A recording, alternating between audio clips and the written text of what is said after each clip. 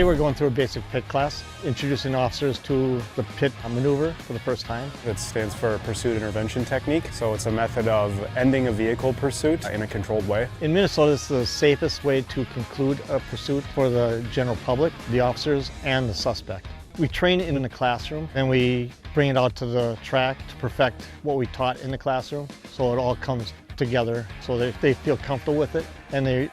will be proficient by the end of the day. We're out here using vehicles that are specially reinforced to perform pit maneuvers over and over again without sustained damage, so we can do as many repetitions as we need to, and that practice is really helping us to hone our skills so that we can do it in a way that's safe and in a way that aligns with the training that we're getting. There's an initial barrier to get over when you're intentionally making contact with another vehicle, and that's part of what they brought up with us too, is that, you know, we all go our whole driving careers